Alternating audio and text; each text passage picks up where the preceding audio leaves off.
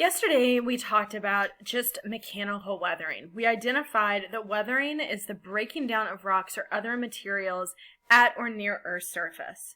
And we talked about mechanical weathering is just the breaking down of rocks into smaller pieces. Today, we're going to fill in the rest of this chart.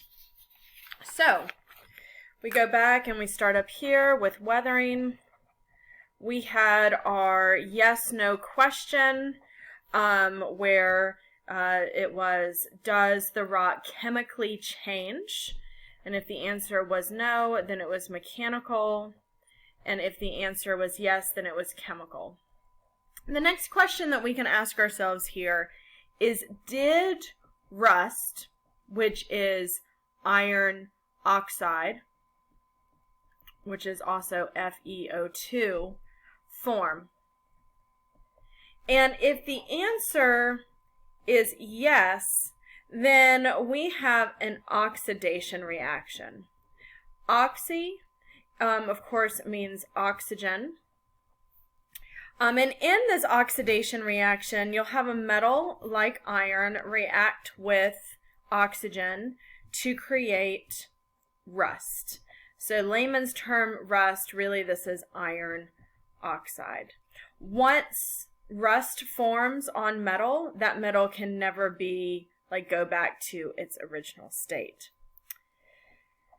If the answer is no to rust or iron oxide form, then the next question that we have is, did the water react with atmospheric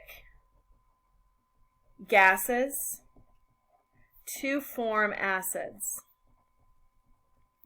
And if the answer is yes, then we're talking about acids. We burn gasoline in our cars, and nitrogen oxides are released. The class of nitrogen oxides, whether it's nitrogen oxide, which would be NO, or NO2, which is nitrogen dioxide, we're just going to call those NOx molecules, where the X is the placeholder. NOx in the atmosphere reacts with water to create a nitric acid. And so this is nitric acid. And then we burn coal. And the coal in the atmosphere, or the coal when it's burned, releases sulfur into the atmosphere. That sulfur reacts with water and creates a very strong sulfuric acid. So these acids, you've probably heard of acid rain or acid deposition.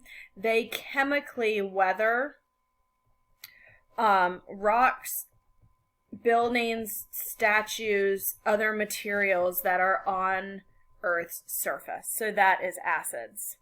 If we go back up here, and if the answer is no, then we're talking about water dissolving the minerals that are in rock. Water is a polar molecule. That means that it's positive on one side, it's negative on the other, and because of its polarity, it is known as the universal solvent. That's why water cleans so much stuff, is because of its polarity. So just the sheer presence of water running over rocks isn't just abrasion, but it's also the polarity here breaking that rock down or chemically weathering that rock over time. So with chemical weathering, we've talked about 3 different types. Oxidation reactions, where the outcome is rust.